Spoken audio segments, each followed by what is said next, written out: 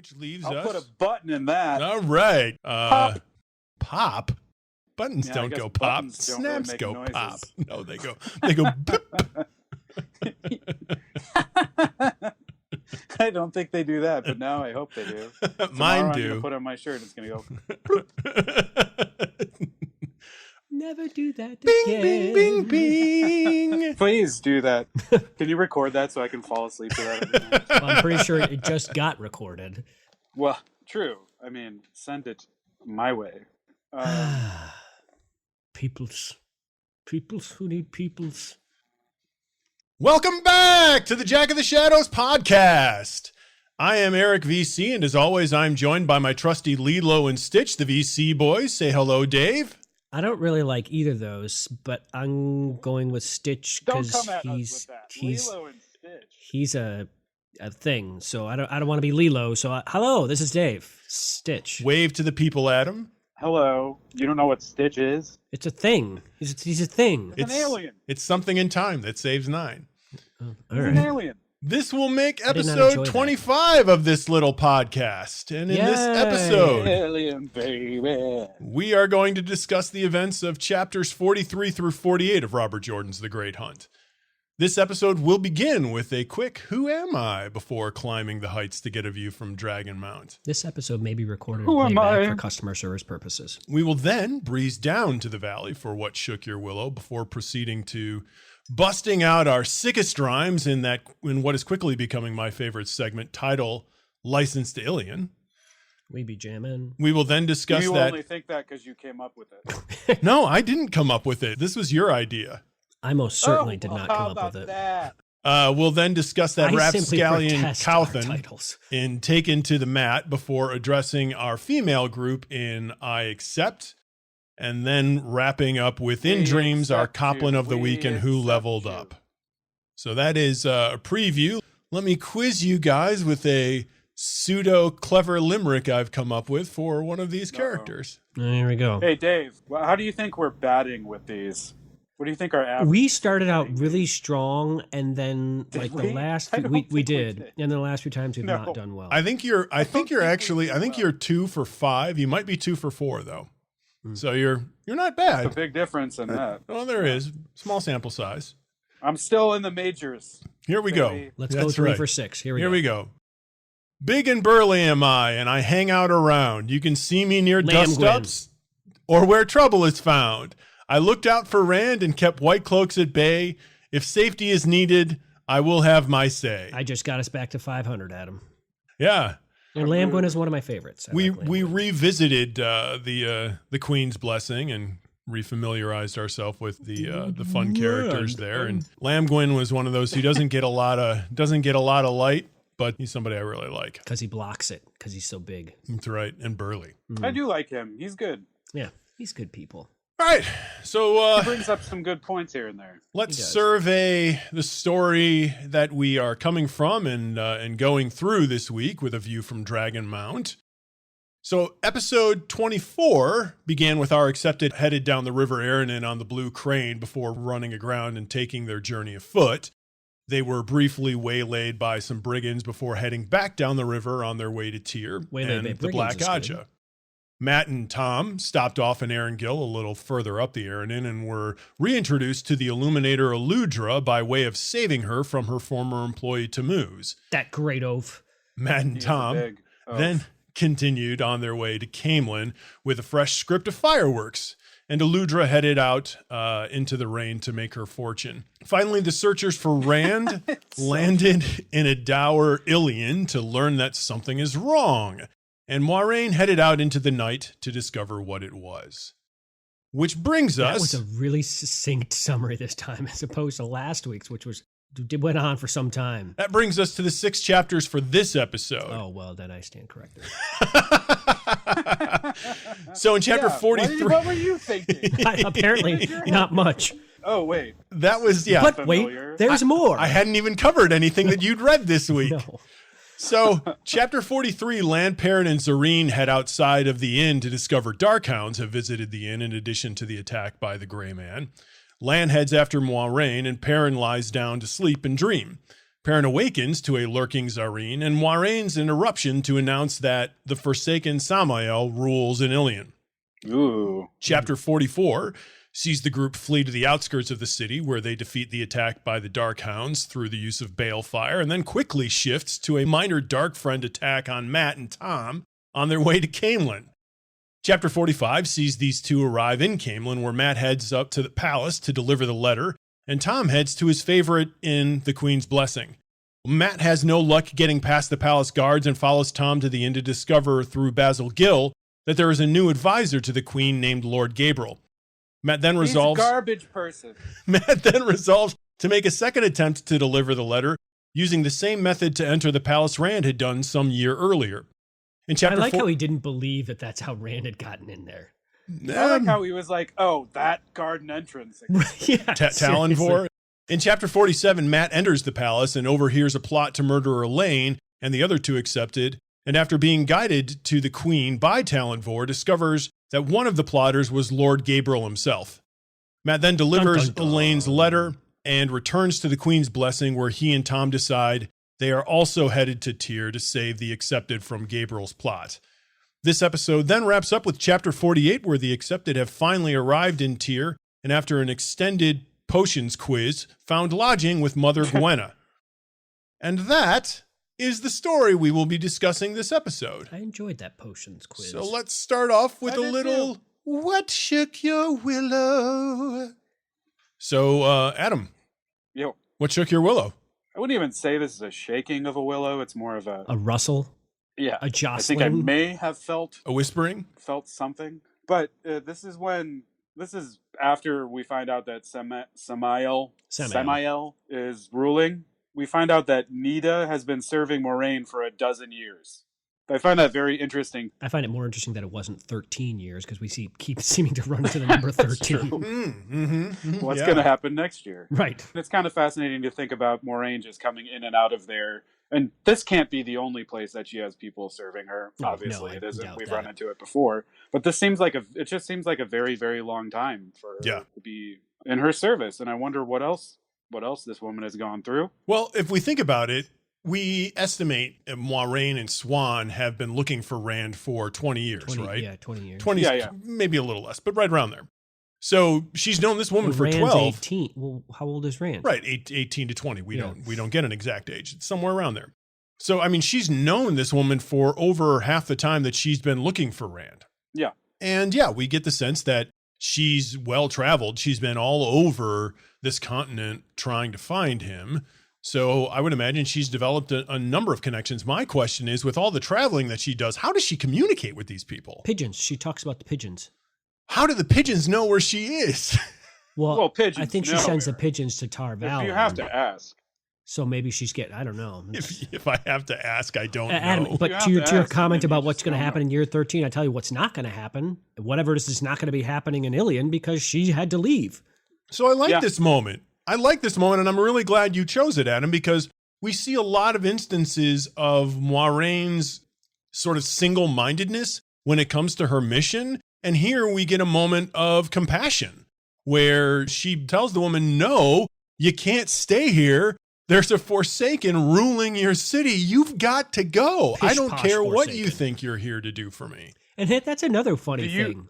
Like, this woman serves Moraine, knows what Moraine's about, but when it comes to mention of like being a Forsaken there, she's like, okay, whatever. Yeah, Sure, it's hard- there's a it's hard to Forsaken. believe. He, he, he. Do you think it's that, or do you think Moraine is more like, oh my gosh, I finally I have this woman where I need her to be. She's serving me this information. I don't think Anytime so. I come through here, I'm hooked up, and now I have to start all over again. I don't think so Another because she could have just 12-year had process? left her there and been like, I'm just going to use you until I'm done with you. I don't know that she'll be returning to Ilion anytime soon. I don't know if anyone living there is going to survive. I think it's pretty clear she has a pretty good handle of what's going on in Ilion and how it's going to end up. So farewell, Nida. Best luck to you. You know, maybe Moiraine barely will knew find ya. out where you head off to and find some use for you, but it ain't going to be in Ilion. trails That's I right. don't know, but we need her to move on. Oh, I didn't want to stop doing Yeah, that. well, you know. No, you Eventually did. You all got good really things must end. comfortably into that groove. I did. I was in the pocket. So my Willow moment for the week also involves Moiraine, but actually by way of Nynaeve. These 6 chapters, we get a little bit more of the accepted, and the conflict between Egwene and Nynaeve seems to be increasing. And I think I've discovered why Nynaeve doesn't like Moiraine so much. And it's because... Oh, yeah? Yeah. They're the same person? It's because they're the same person. Yep, exactly. Because despite the fact that Elaine says to Egwene, hey, you've gone too far by pointing out to Nynaeve that she is becoming like Moiraine, she is. Like, she keeps her counsel close. She doesn't tell anybody what she's doing. Everyone's on a need-to-know basis. They get to Ilion. She's like, well, we can't stay at an inn, so we have to find someplace else. And Egwene is sitting there going, I'm not going to ask why. I'm not going to ask why. And then Nynaeve just wanders off. She has no interest in telling anyone what she's thinking. She refuses to justify herself to anyone. She just takes off and expects everyone to follow her. And that's how she maintains control, because she figures if she doesn't let anyone else in on what she's doing, they have no choice but to follow her to the end of whatever it is. I think the two motivations are vastly different, though. Moiraine does it out of a sense of purpose. Nynaeve does it out of a sense of spite. Without question, my Nynaeve is doing it right now to make Egwene ask. Yes, there is a conflict going on between them, and she certainly does do things in order to instigate that conflict, for sure. And I don't even know if Moiraine cares if you...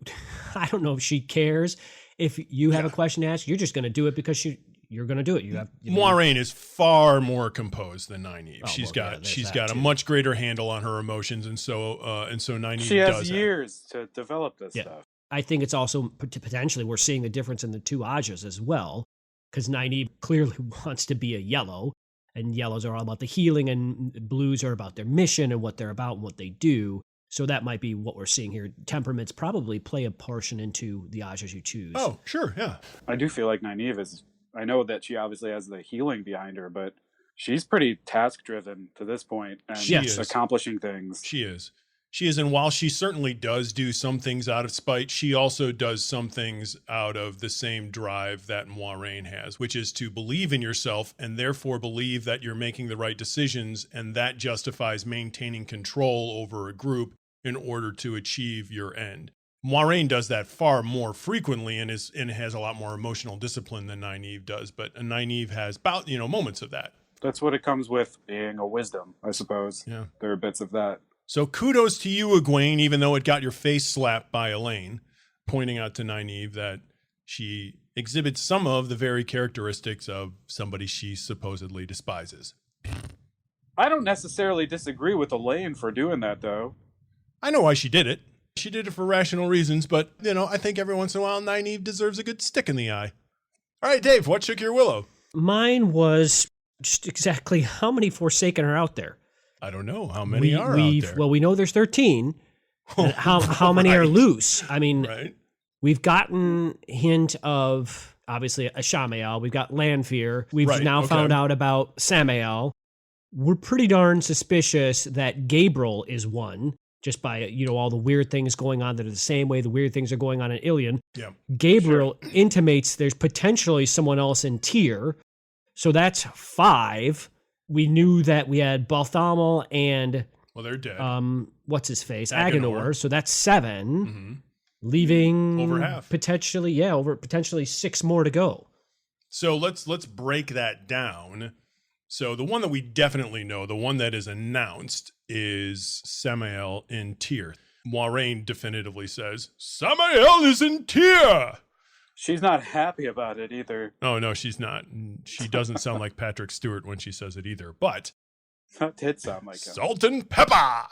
Like you said, there are suggestions, though they're not as blatant as what's going on in Ilion. There are suggestions of, going on in Camelin, of people dreaming. Basil Gill talks about people not being as cheerful, that there's a lot more conflict in the area. And Gabriel certainly seems to be instigating a war with Tar Valon.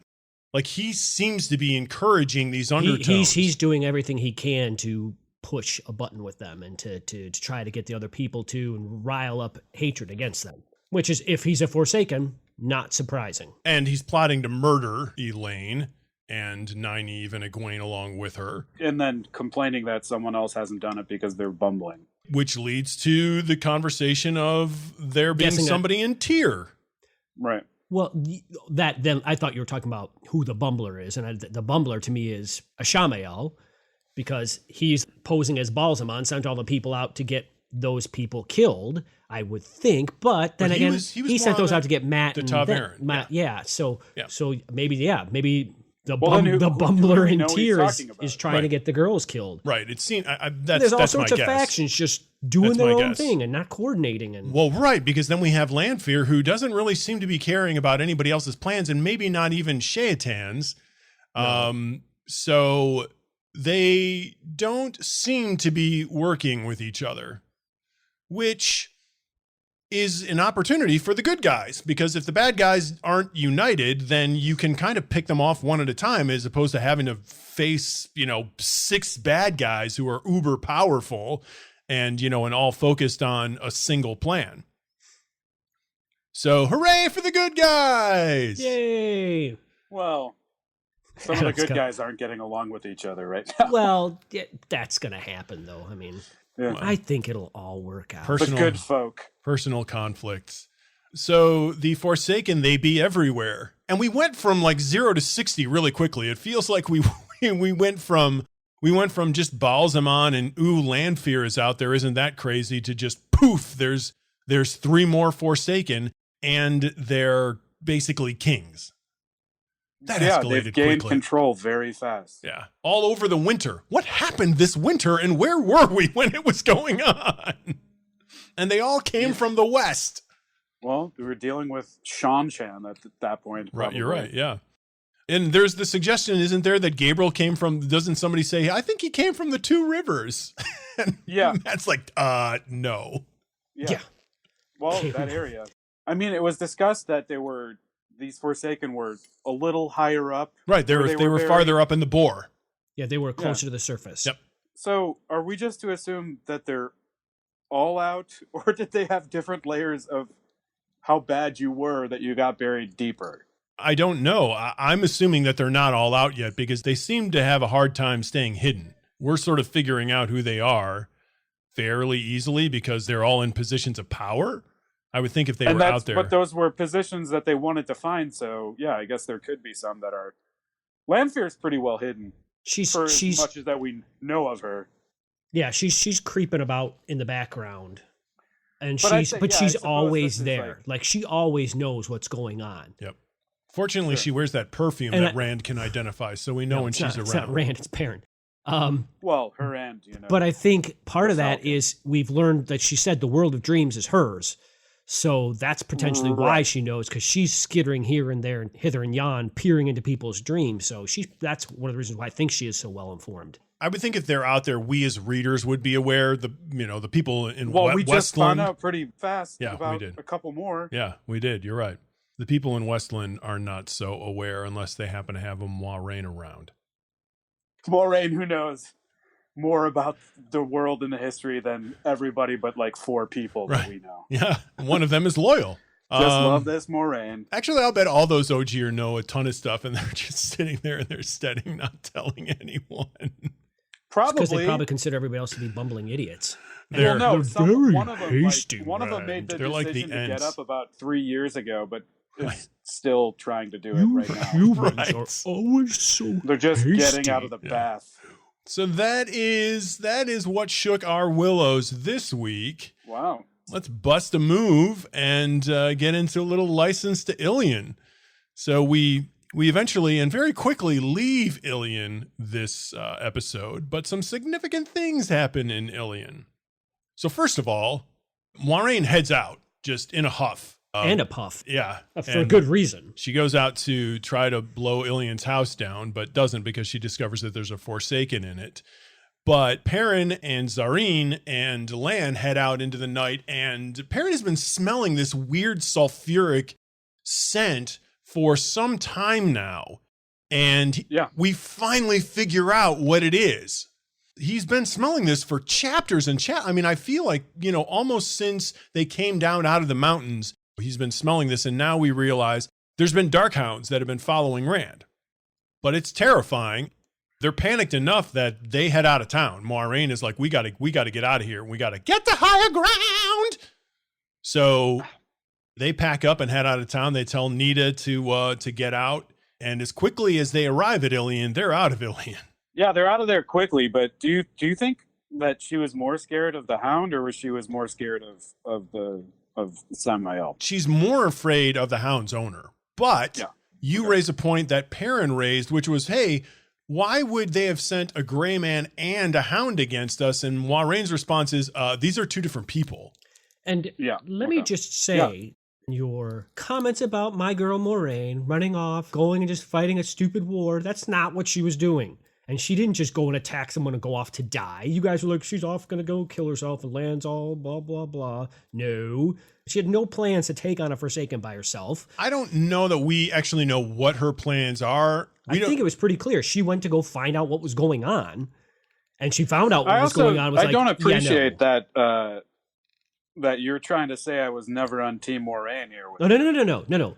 I'm not saying you weren't not on Team Moiraine. At that moment, you most certainly were not. I didn't realize there was a Team Moiraine. There is a Team Moiraine, and you're clearly not on it, Eric.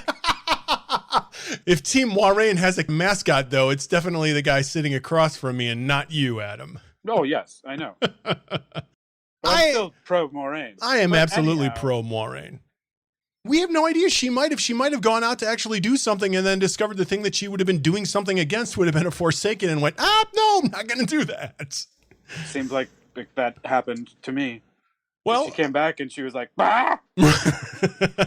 I mean, Dave could be right too. Go. She might have just gone out on a scouting party. But then she did gather information. It doesn't matter. She did. Either way, she did. Came back with information, which Dave is completely right about. She did. I would gather from the way that she enters Perrin's bedroom, which, by the way, is another great scene in this story. Just he's sitting there like looking at Zareen like, what are you doing in my bedroom, you creepy girl? And then boom, the door slams open and Moiraine is standing there backlit and she's like, there's a Forsaken in Ilion and its name is Samael. I love the fact that Moiraine just is like, I don't care about whatever this crap here is. And it's so perfect. Beyond this. She's like, put aside your foolish, childish squabbles with your little domestic drama. Perrin in his underwear. Right. Just go ahead and get out of town. I've been in this game 20 years. What we do know is she ran into two big bad dogs, and one of them is a Darkhound. So the other one's just a big dog. Woof.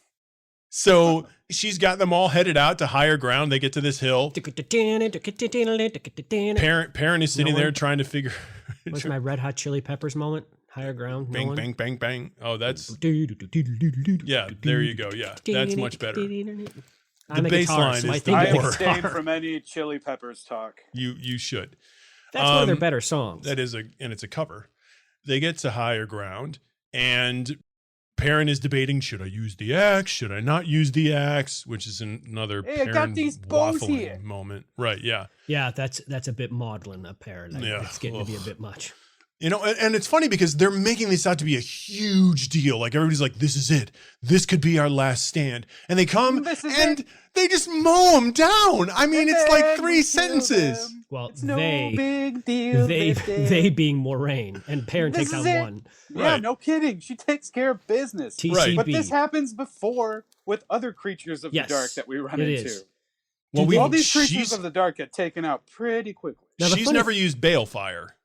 No, and but that's no. She remarks on, she says, I just did something really bad. And notice she never says Balefire either. She doesn't. We just happen to know that because we know what it is. Yeah. Right. She says, I broke. She says, if they had known what I'd done here, I would be in big trouble. I might be stilled. I might be disbarred. Powers taken away. So they take care of those dogs pretty doggone fast. Another interesting thing is this seems to be the first moment of regret for Loyal. He's quoted, I could have stayed in the steading, you know. My mother would have had me married by now, but it would not have been a bad life. Plenty of books. I would have had my books. I did not have to come outside. Loyal finally experiencing some regrets of his adventurous side, which I thought was funny. He's tied in now, though. One last thing that happens in Ilion is Moiraine throws a zinger across Zarine's bow by mentioning to her that, hey, somebody of our party has already blown the horn of Valir. That was great. That was great. And then Moiraine is just like... By the way, that mission you're on, totally bogus, already been done. Everything you thought. Life is fake. Right. Dead wrong. It's just Mountains done. and mist. It's already been done.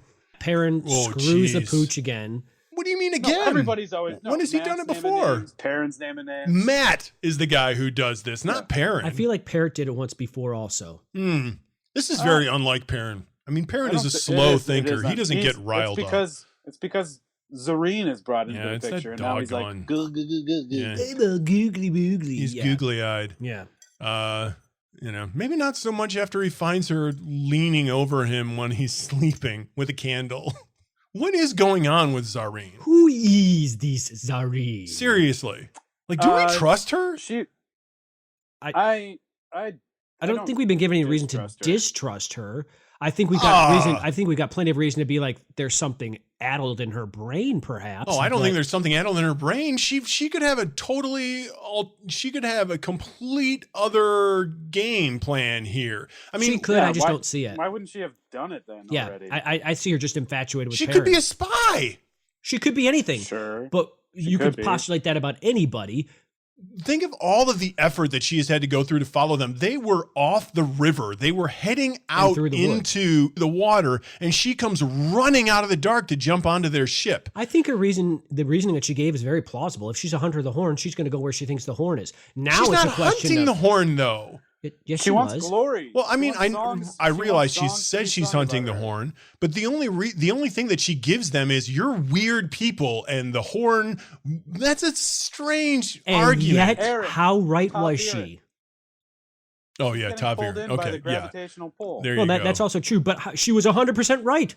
Sort of. They have 100% led her to the horn. Except she's wrong. It's already been found and used. Her reasoning was wrong, but her motive was exactly right. I think still she's feel like she's got ulterior motives. I think that is her ulterior motive. She's acting really strangely for being But Adam, I do Perrin. think you're right also. I mean, I hadn't thought about that, but yeah, Taviran, sure. Well, I do. She definitely is into Perrin, obviously, like Dave is saying. Or she's playing a good... Eric, I'm saying that I don't... There's been no really reason to distrust her. I don't like her at all. I'll tell you that much. Yeah, she's very irritating. Yeah. And she's made herself very easy to dislike. She be... Yeah. Jamming? She just seems to have some other end in mind to me. Sure. Time will tell. And I think she's stuck with us now. Involves I think she Perrin without a shirt on, which she does. I think she needs to be taken to the mat.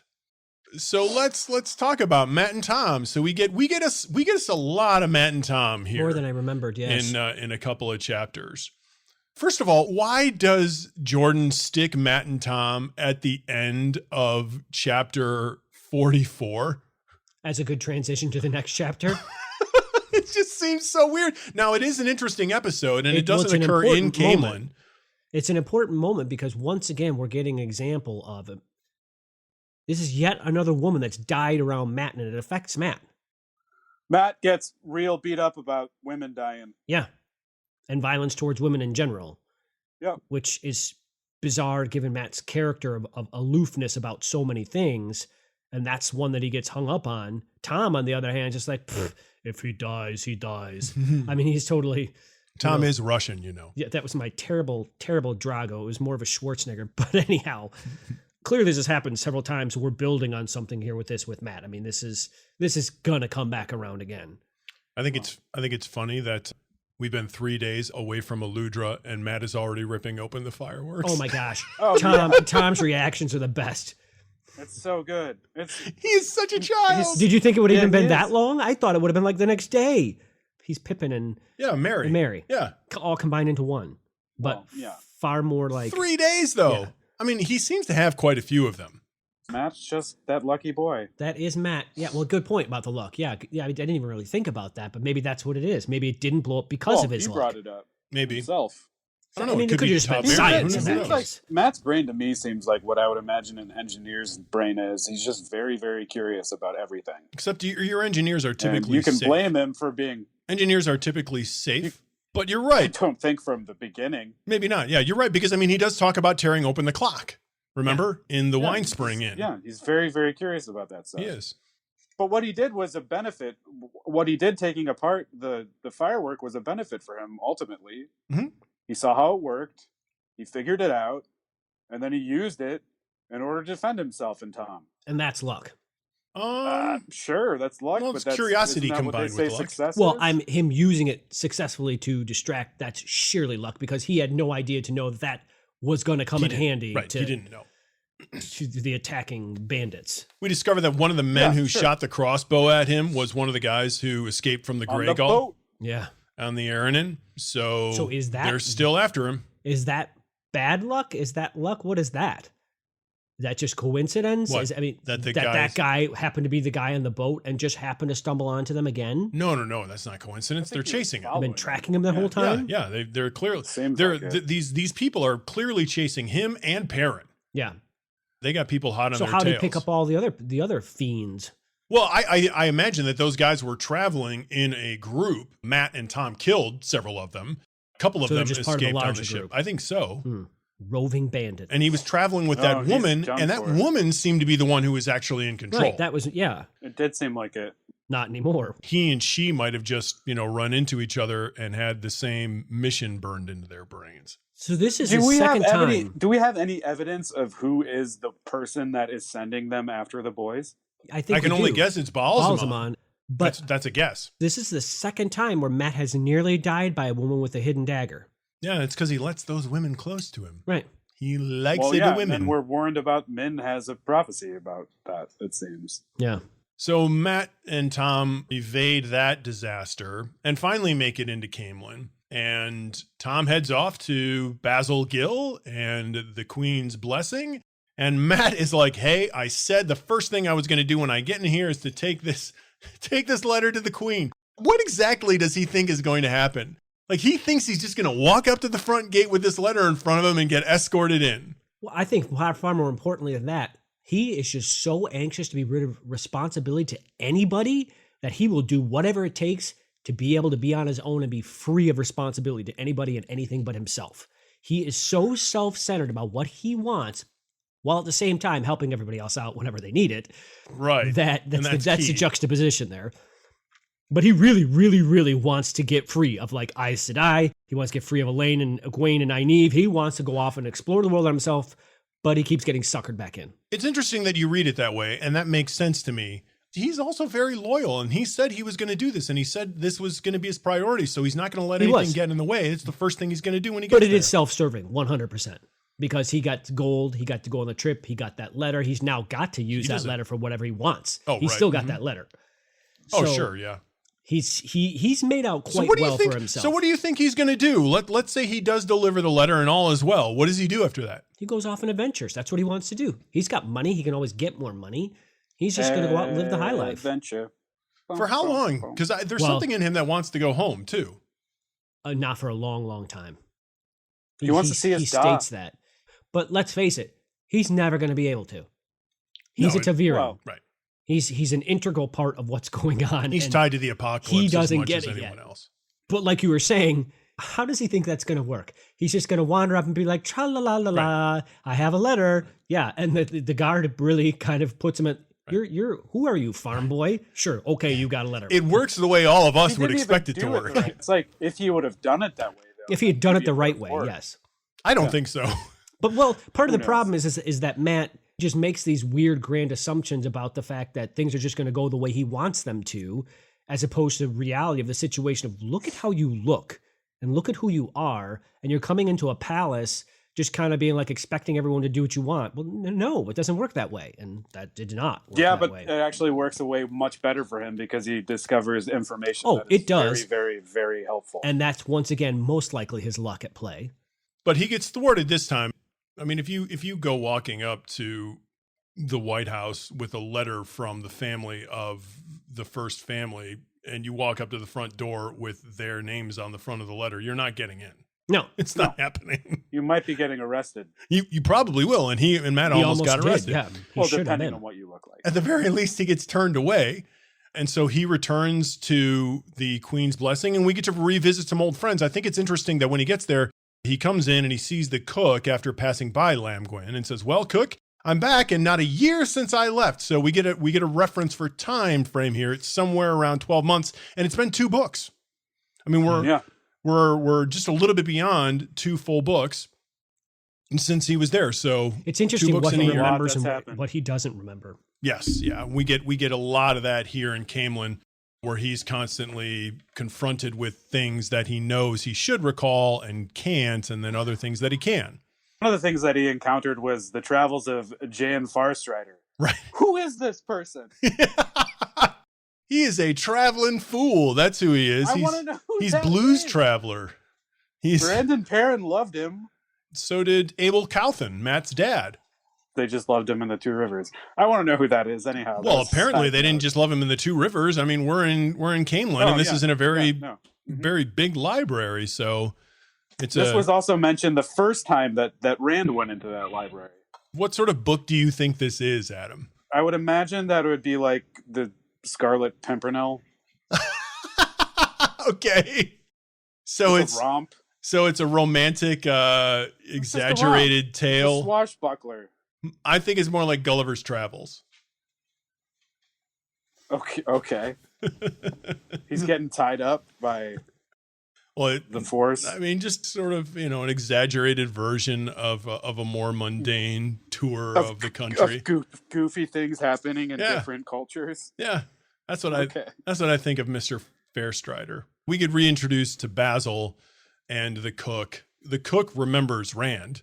And she and much to Matt's chagrin, Matt's like, "What the heck?" We get another mention Matt of wasn't Rand. Really remembered that well. Well, he was sick. He was also sick and causing problems. Right. He was poisoned.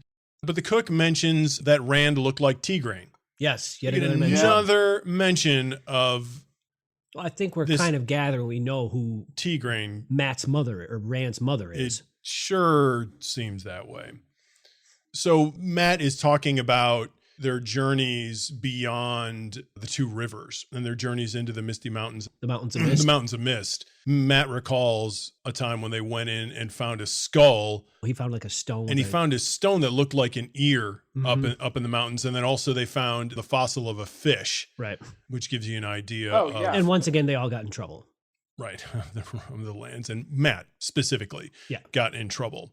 After that conversation, Matt decides he's going to return via way of what he somehow remembers was what Rand said. To the castle. Yeah, return to the palace. By the method that Rand used to get in. And he doesn't quite remember where it is, so he literally circles almost all the way around the palace, which had to be quite a walk. I would think so. Finally does find the entranceway and climbs up and falls in and is skulking about in the garden. I love that line when he talks about when he was trying to avoid people. There were a million people. Now he's trying to find someone. He can't find anybody. He's trying to be discovered, and right. So he's there. He's there hiding amongst the rose bushes, and patrolmen keep walking past him. And then he decides he's gonna scale the palace a little bit, and he overhears this conversation.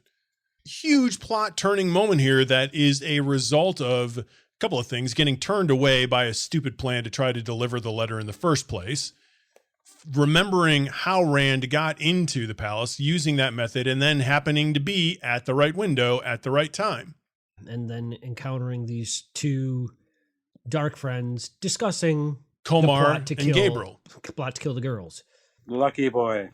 Gabriel, I mean, he's concerned. He doesn't want it getting back that obviously he's involved in this plot to kill Egwene. But man, these girls are like chattel to them. They just really don't care, do they? No, not at all. We get this reference to somebody else here. So there's the statement, "No fool." I would take it as a move against him if he knew. And who can say what he chooses to watch aside from the sword? See that she dies quietly, Comar. So what he chooses to watch is aside from the sword has got to be Callandor. That would mean to me to be an indication of another Forsaken in Tyr. Right. We're accepting the fact that Gabriel is a Forsaken. And if we are, then he's probably only concerned about another Forsaken. So he overhears this, and then I gotta tell the queen. I gotta tell the queen. Yeah. I can't tell the queen. I can't tell the queen. So he finally gets to the queen and he's about to say, hey, by the way, I overheard this plot to have your daughter, my good friend, murdered. And then Gabriel speaks up. Yeah. And thank heaven for that. And he ends up with cash out of it. And he gets cash from the guy, which he then gives away. Yeah.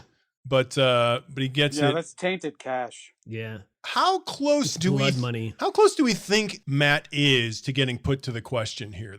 The reason I ask is because one of the things that he's changed about More Gaze is the way that she goes about getting information. I'll say this. Yeah. At that moment, not very. When he left the castle, far greater. Because he wasn't going to move against More Gaze openly in public. But again, private, I don't think it would have been a move against More Gaze. I don't think she would have gone along with it. She dismisses it. So I'm not suggesting that he would have overridden her. Okay. I'm saying before she steps in, how close do you think he was? Because he seems to be the type of guy who just tortures people at whim. Yeah, I think Rand was actually closer when he was there than Matt was at that moment. That's interesting because Rand was there under more benevolent rule, people than. But Elida was there. Right. I don't know that I would.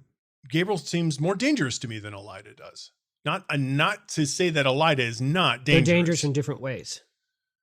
Gabriel, I think, is probably more outright and doesn't care, where Elida, from what we've seen thus far, is more manipulative, in operating, in behind the scenes. Behind the scenes, sure. Yeah. But just because Rand was literally at that point, it was More Gaze had to make the decision. No, we're not going to do that.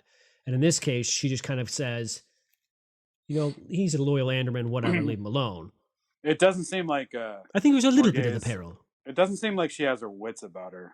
She's besotted at the very least. She's besotted. Let's backtrack now that we've got this brought up to last week's podcast. And we talked about Tom's wondering what is going on with More Gaze. Well, now we know. Now we know why the aid's not being sent over normally would happen. Yeah. Yep. Absolutely. We also learned Gabriel has replaced. Well, he's gotten rid of him, but he's replaced Elida. He's at his farm. So he's having a huge pasture. Influence on this, on this incredibly important capital city. I thought he specifically brought up the fact that he shouldn't be brought to the question, though. More Gaze says that's not necessary. We had interesting moments with Talonvor too here. After Matt leaves. They're leaving. After Matt leaves. Oh, yeah. So first of all, if we're in agreement that Gabriel is a Forsaken, then Matt has come face to face with one. Not the first time for this guy. Don't think it's going to be the last. He and the other two Ta'veren have had more experiences with Forsaken up to this point than Moiraine has. Yeah. So he leaves and gets some info from Talonvor so that you can pick it up from there. Talonvor makes a great statement about his loyalty lies with More Gaze. Because Matt tries to feel him out. Right. Because Matt doesn't know if he's in hijinks with the Forsaken or with the Queen. Gabriel, right. Yeah, he's trying to figure out where his allegiance is. Right. And he kind of makes that great statement. He's a little grumpy with Matt. Matt's trying to play both sides of the fence, saying, I follow both More Gaze and Gabriel. And he's like, no. It's a veiled revelation of his allegiance to More Gaze. Why is that there? Well, first of all, we have no idea of the import of Talonvor, so he could be my meaningless. Question. It seems like an important conversation for it to be far. Right. Just knowing our history of Jordan. From a reader's theory, we have reason to believe that, in the words, Talonvor has something to do with this story. Of Rage Against the Machine. It's coming back around again. Right.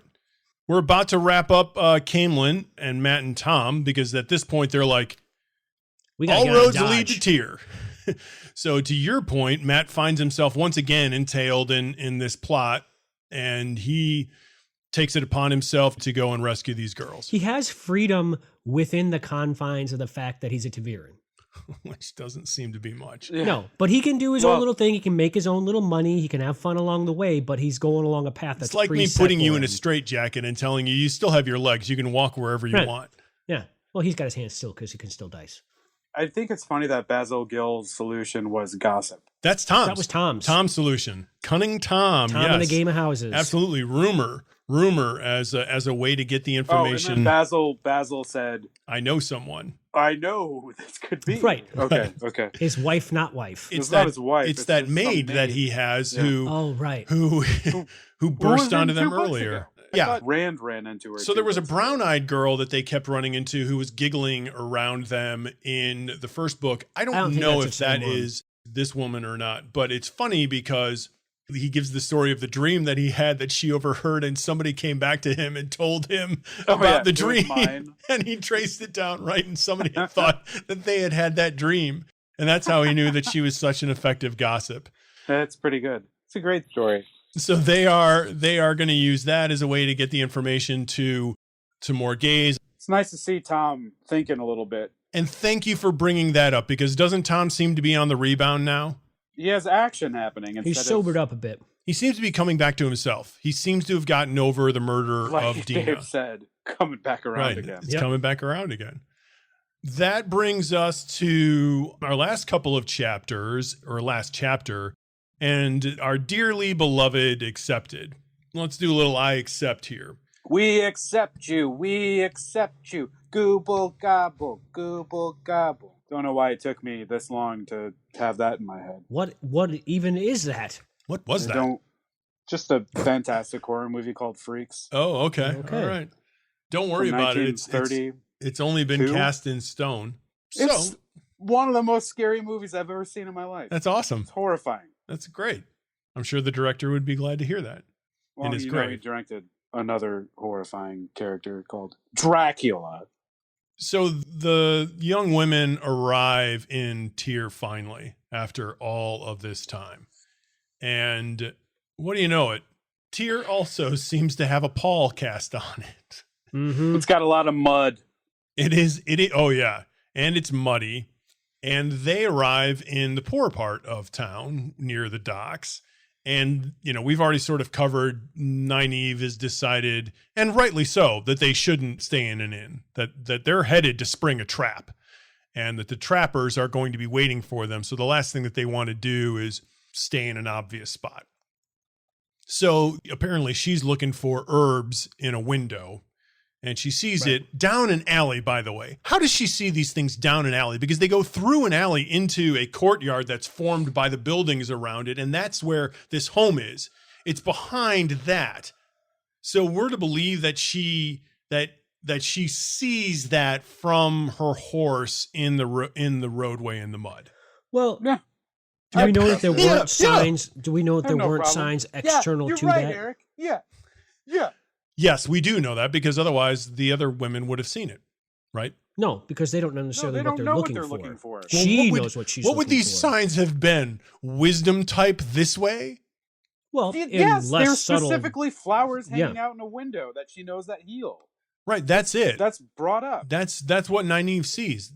Yeah, that's what she's looking for. Yeah, but it's like it's down an alley like 30 feet away. But there might have been more. Nynaeve knows, baby. She's got eagle eye. You think she has billboards leading up to her place that's like wisdom this way? Well, I mean, you're only 30 feet. If you're trying to get business, you're not just going to have one little alley way off in the corner. That's not going to get you very much It's business. a finger cut out of wood. It says wisdom here. Yeah, it's like the Bugs Bunny Roadrunner thing. This woman doesn't rely on advertising. Everybody knows who she is. She's word of mouth. She's the only wisdom in the area. Mud today? Maybe come my way. Strangers somehow finally found her, and there must have been something.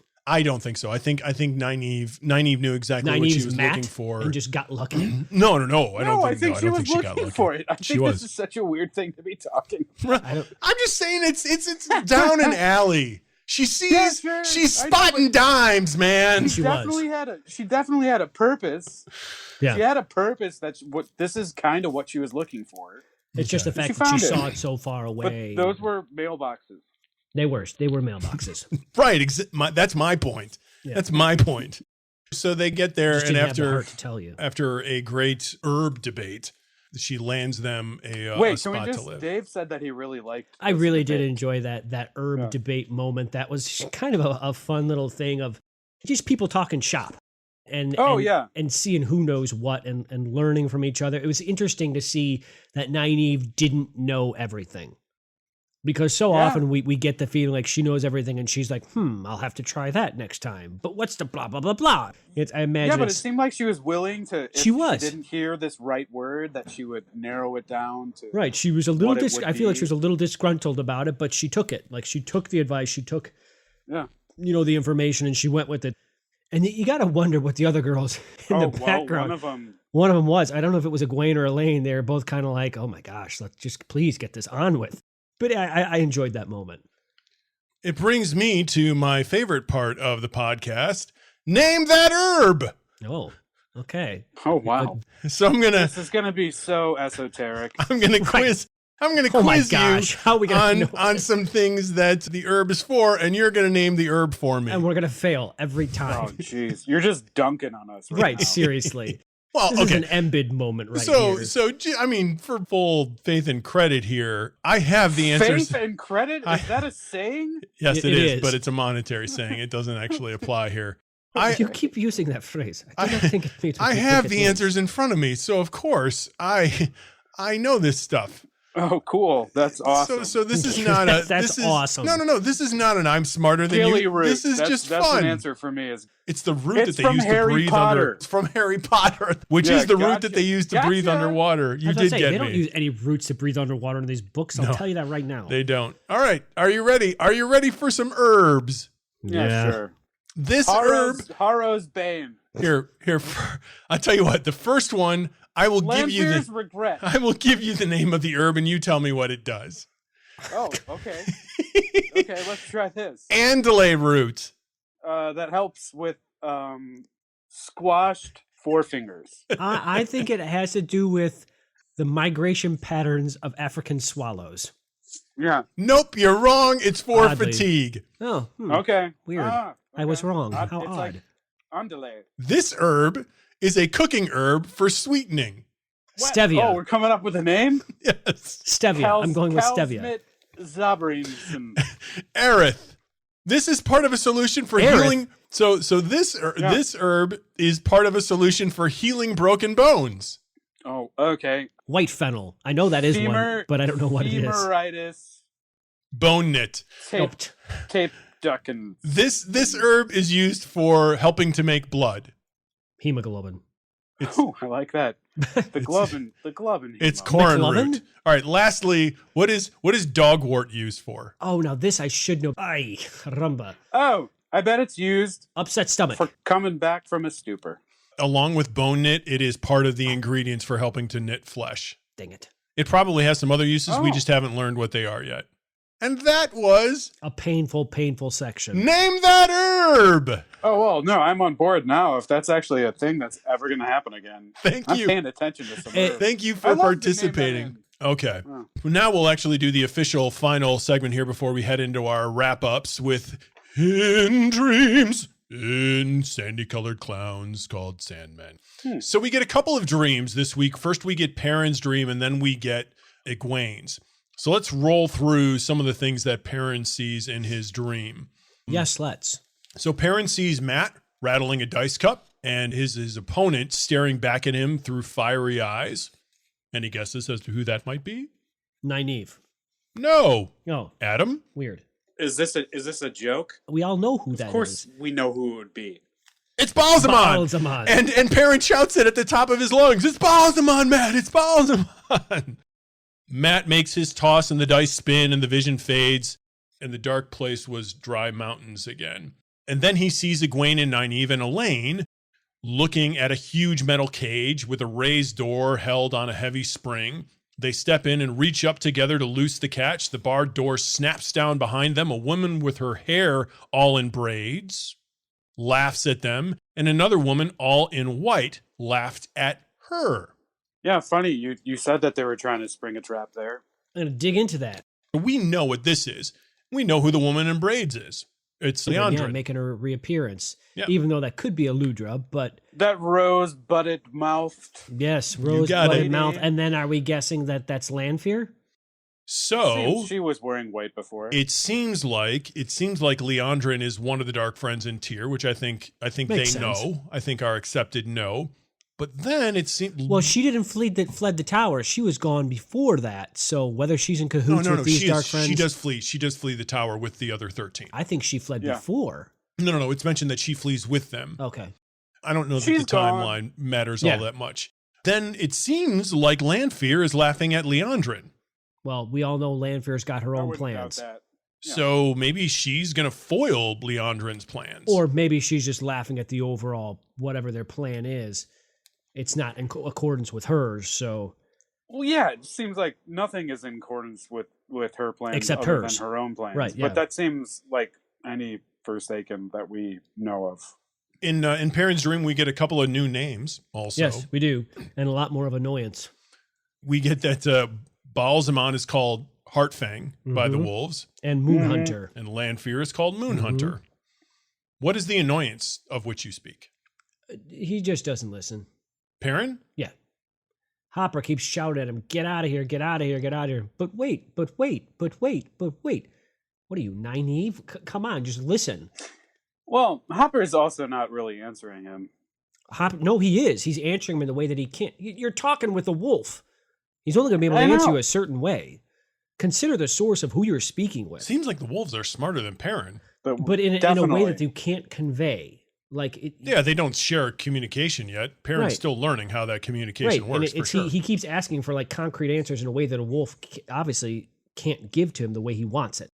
But he still keeps asking him. I think he chooses not to. I think he. It seems. I don't think he chooses not to. He just doesn't get what he's saying. Maybe. It seems like Hopper is treating him like a cub, and there's only so much that Hopper thinks he's capable of understanding at this point, so he's sort of spoon-feeding him is the way that I'm reading it. Not only that, he's getting hung up on the words "the last hunt." What does that mean? What do you think that means? What do the words "the last hunt" mean? It's the last hunt.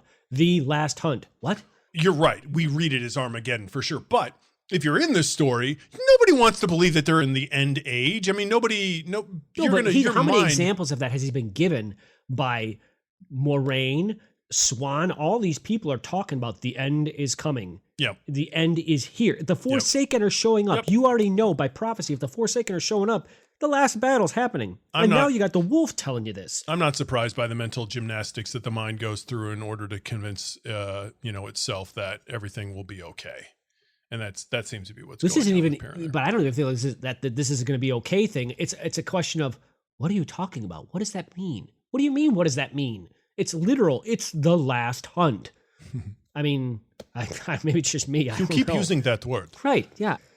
Well, wait, we also get the not dead for gray men. That's a new word. We've seen plenty of them. And then the Shadow Brothers.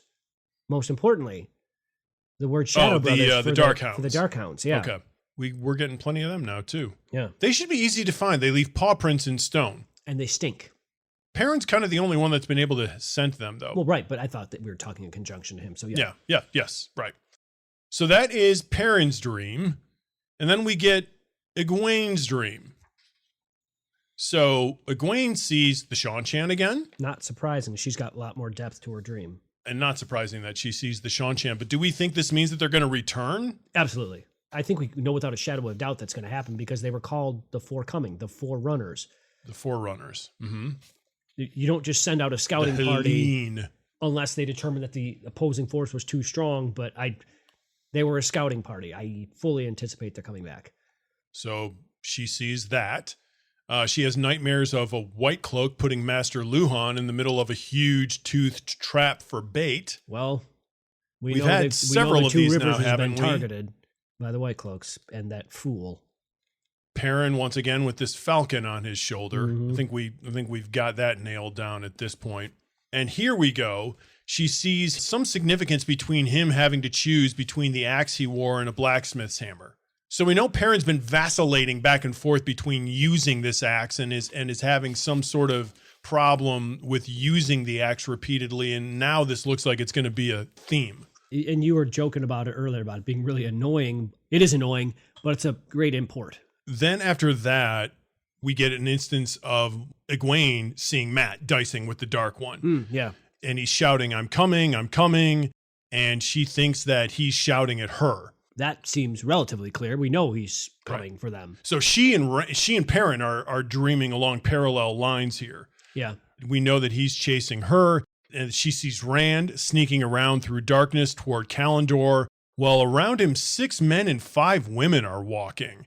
And some are hunting him, and some are ignoring him. Some are trying to guide him toward the sword. Some are trying to stop him from reaching it, appearing not to know where he is, or only to see him in flashes. One of them had eyes of flame, and he wanted Rand dead with a desperation she could nearly taste. She thought that was Baalzamon, which makes sense. Wait a minute. We counted up the number of Forsaken before, and oddly enough, it totals this. 13. So that would then indicate that they're all out. Theoretically, yeah. That's what her dream is seeing. Yeah, he's being pushed to and fro by the 11 remaining Forsaken that are out there. Not only that, but they're not working in conjunction with each other. They seem to be working at opposite ends, and Baalzamon only seems to be the one who's desperate for Rand to be dead. The rest of them seem to have different plots, that don't necessarily involve his death. And then she sees Rand in a dusty chamber and small creatures settling into his skin, which I can only think are the tattoos of the dragon. Yeah, that's what I would guess. And then Rand confronting a horde of Shan-Chan. So this is another indication that the Shan-Chan are going to reemerge. And then Rand confronting her and a woman with her. And one of them is a Shan-Chan. Who knows what that is? That's crazy is what that is. Yeah. If I mean, any way of Egwene teaming up with Shan-Chan? No way. Yeah. That's about as far from the truth as we can imagine. Yeah. We're learning from this that our hypothetical conversation about the Forsaken earlier sure seems like from this dream that they're all out there. Yeah, they're there. Which means that there are... And they're loving it. And there are several in high places, and then the rest of them are skulking about in the background somewhere like Lanfear. Yeah, or we just haven't come to their kingdom yet. Or we just haven't landed on those principalities. And the Shan-Chan are sitting out there I really dread them waiting to back. return. So that brings us to our Coplin of the week. So Dave, who was your Coplin of the week? I'm still going with Zareen because she's stalking Perrin while he's sleeping, and he's just there in her bedroom, and once again, Moraine gives her the ultimate one-up with everything you were doing was your gone. mission is kaput. Yeah, alles kaput. The girl's got to do something to turn herself around because right now she's not doing any favors with others readers. I feel like she's got Perrin more on his tiptoes than she is Twitter painted with him. Yes. If this is a love story, she seems to be more in control of herself than he does of himself. Oh, yeah. I feel like since she's more in control, that's one of the reasons why I feel like she's somehow holding information back. Yeah. But Perrin's also a bit of a milksop. We know that. Mine is Nynaeve. Really? What was it about it this week? Just the way that she treats the girls and the way that she refuses to let them know what her plans are. They're tracking down the greatest foe that they could possibly imagine. And to not all be on board and to not be discussing, and to not be discussing plans and not be letting each other in on what their thoughts are in order to make sure that they come up with the best plan possible is just sabotage. So it's I wonder, self-sabotage. To play devil's advocate here. So Nynaeve came from the situation of being a wisdom and being the person in charge and being in the person in control who didn't have to explain anybody because she was the boss and what she said went. Mm-hmm. I'm wondering how much of that is residual of that and having to let that go. I think a lot of it has to do with that. I mean, I understand where it's coming from, but she's had a year to work through this. Realize it takes that much exponentially longer to let go of learned behavior than it does to, whatever.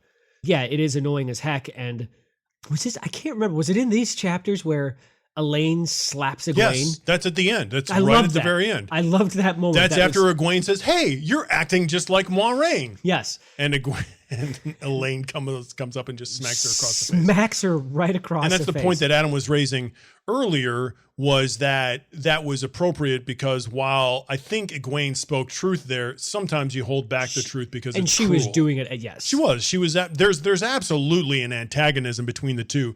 There is a power struggle because Egwene wants to be recognized as on equal footing now with Nynaeve. Yep. And Nynaeve is still harboring that wisdom mindset, which is I'm the leader.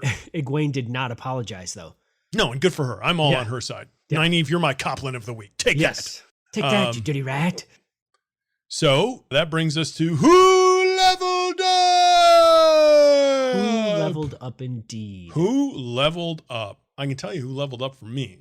Moiraine, Balefire, the big bad battle with the black dogs. Discovering a Forsaken. And, right, not really doing anything about it except fleeing, but which is what probably making the right decision in the end. And then that battle comes down to just her just wiping them out with a gleaming hot beam that's brighter than the sun. And they disappear. Didn't think that battle was going to end that way. No, not at all. I was expecting like a pitched, frenzied battle with more arrows being shot, doing nothing. Yeah. That battle even seems to wrap up faster than the battle between the Accepted, the Aiel, and the Brigands. Yeah, it really did. And the Things Murdrol. Escalated quickly. Right? It really did. Yes. Brick killed a guy. I stabbed a man with a trident. So yeah, Moiraine, you leveled up for me. You go, girl. That is a good pick. I'm going with Matt from the standpoint of he's the reluctant hero. You know, he keeps getting pulled away from what he wants to do grudgingly, but he goes with it. And I like his sense of loyalty. He's going to bicker and complain, and another B word for that, but he's going to go along and eventually do the right thing and what has to be done. I'm liking Matt's character more now that we're steering away from the dagger, the dagger, the evil that was just seeping in and out of every pore of his. Granted, it's his character that led him to take the dagger in the first it absolutely place. Is. It absolutely is, and it's his character that almost blew them up with the firework. But that's my level up. All right. Well, that wraps up episode 25, a quarter century mark. So join us next for chapters 49 through 56. It's the end of the book as we know it. So a little bit longer of a read, but we'll be finishing another book. Mm-hmm. So that'll probably be a little bit longer of a podcast also. We'll be ready to see you then for episode 26. So until then, rest in the Creator's hand. See ya. Bye.